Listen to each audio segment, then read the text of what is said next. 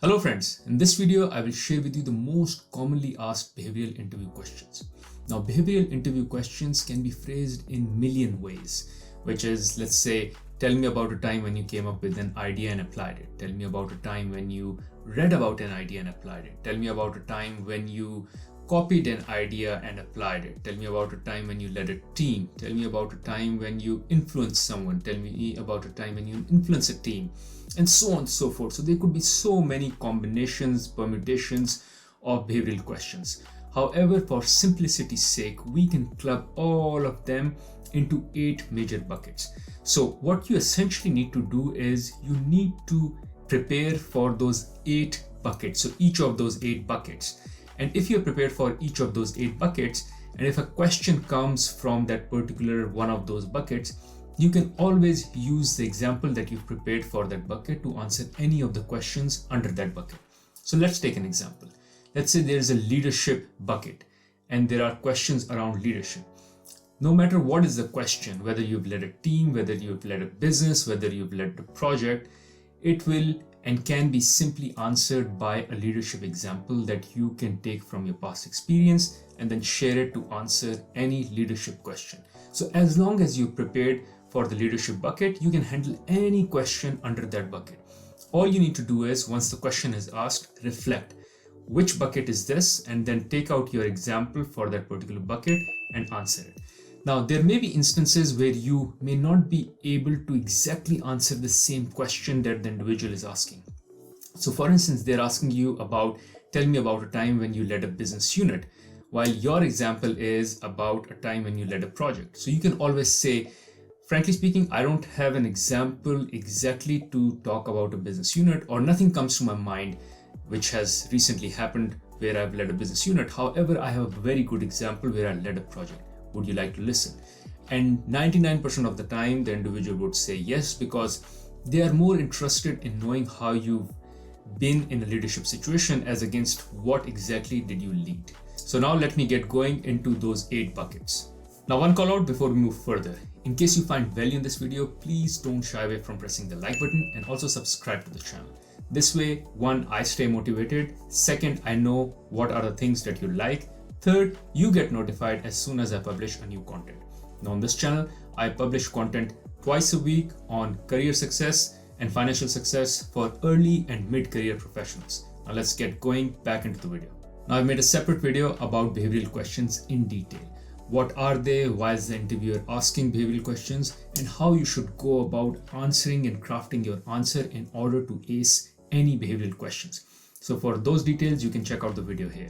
But for the purpose of this video, we will focus on the different types of behavioral interview questions. Number 1 and the most common type is leadership questions. And as the name suggests, they assess an individual's leadership capabilities. So one example of a leadership question could be, can you describe a time when you were leading a team through a difficult and challenging situation, or you were able to achieve a difficult and challenging goal? Now here you don't need to worry about the word difficult and challenging. They're just to dodge you a bit, if that is the right way to say. Rather, you just need to come up with a leadership example.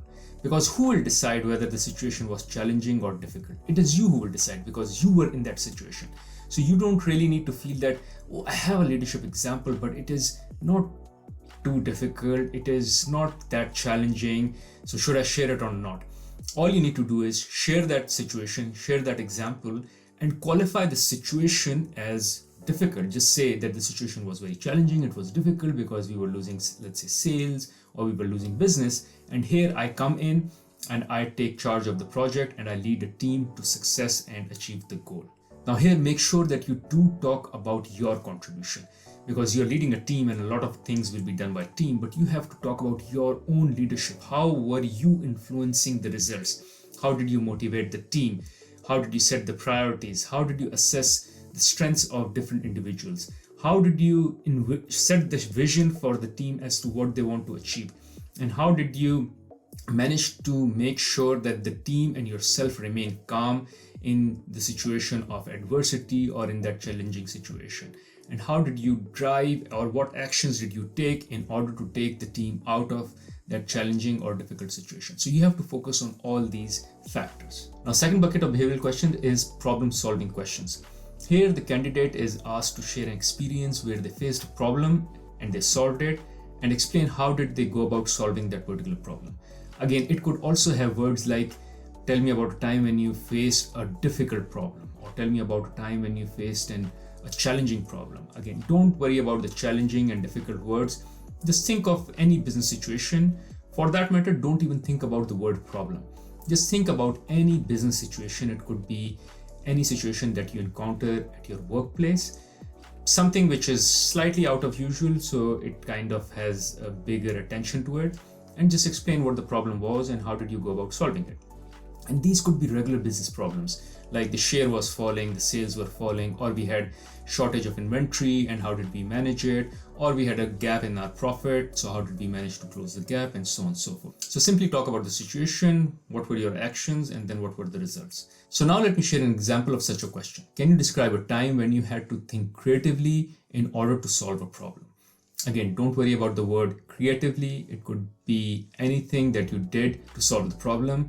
Whether it was creative or not, it is something that you will decide, because that was something that was not regularly done in order to solve any of those problems. When you came in, you just took that approach and solved the problem. It is you who will decide that this way of solving the problem was never done before, and you came in and you solved the problem. So don't worry about the word creatively, just focus on solving the problem. Number 3, which is kind of less prepared when going in an interview, is about teamwork. So a teamwork question could be, can you tell me about a time when you had to work with a difficult team member? Here, the interviewer is trying to understand whether you can work collaboratively with different team members. That is, whether you're a good team member and can handle difficult or challenging team members or team dynamics. I've made a separate video on this where I explain in detail how you should go about answering questions pertaining to whether you've ever managed or had a conflict and how did you go about managing that conflict. So please do check out this video where I explain it in much further detail. Now, number 4 bucket is communication questions. These are questions which assess the candidate's communication skills. For example, can you describe a time when you had to communicate a complex situation or a complex problem to someone who did not have the same level of expertise as you? These situations will happen almost every day at workplace. So the interviewer wants to understand whether you have the ability to simplify a problem in such a simple, clear, and concise manner that anyone who doesn't have all the expertise and all the knowledge as you have is able to understand.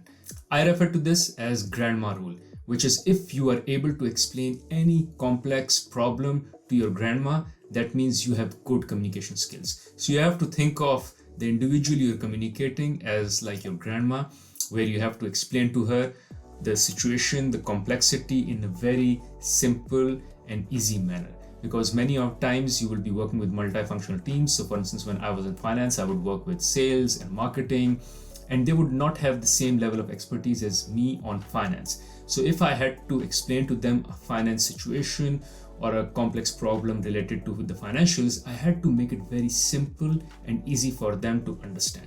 So do you have this ability to distill down what is the important part in the overall problem and how to communicate it in a very clear and concise manner or not? This is what these questions will assess.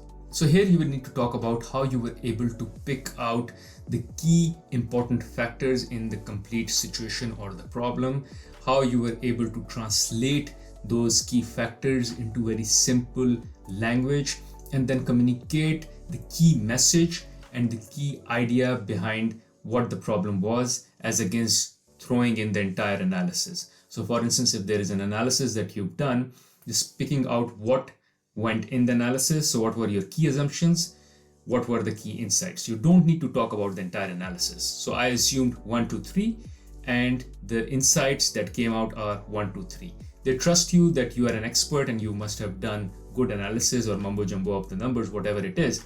All they want to know is that whether you can distill down the key idea or key theme with regards to that analysis and then share it out with the management or whoever is the key stakeholder.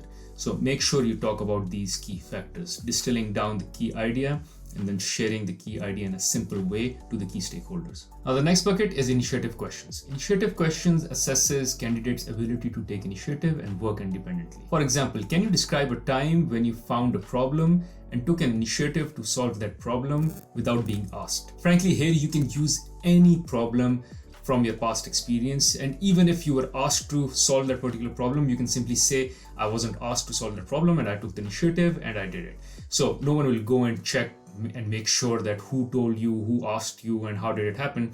All you need to come up here with is that there was a problem that happened. You identified the problem, that there is a problem that is occurring, and then you came up with the solution and then you solved it. So in this question, you'll need to use a lot of I. Although you may need other people's help and you went and seek their help, your manager's help, or other help from your colleague or multifunctional team, but at the end of the day, you were the one who started the resolution process and you were the one who ended it in the end. So as long as you can talk about your contribution, your involvement with identifying the problem, solving it, and then making sure that the results are achieved, you're good. Next bucket is adaptability questions. These questions assesses candidates' ability to adapt to changes in the workplace. Workplace is full of changes, and hence they want to make sure they hire someone who has the adaptability to change. Example, can you describe a time when you had to adapt to a significant change at your workplace? Again, don't worry about the word significant.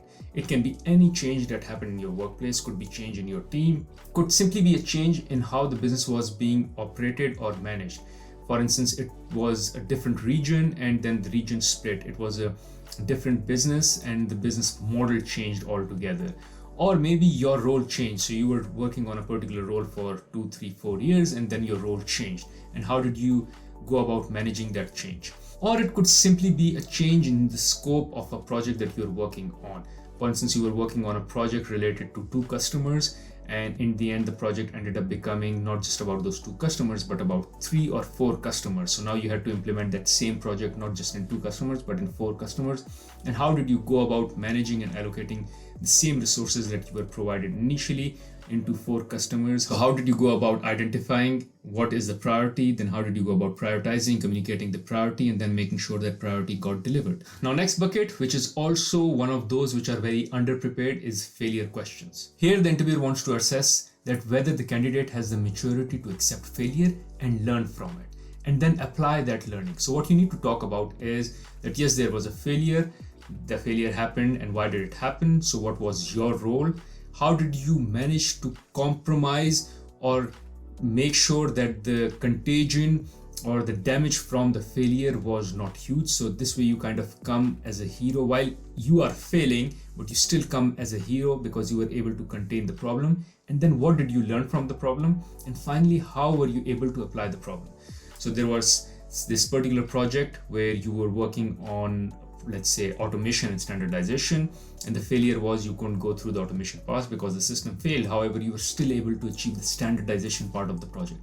The learning was that for automation, let's say you needed the right experts and you didn't have those experts, and how you applied that learning was to make sure this gets documented, so in future whoever does similar project, they understand that they need to get the right experts to automate the project and not just rely on the regular people or the regular staff around who was helping you initially. An example could be simply tell me about a time when you failed. The next bucket is about resource management.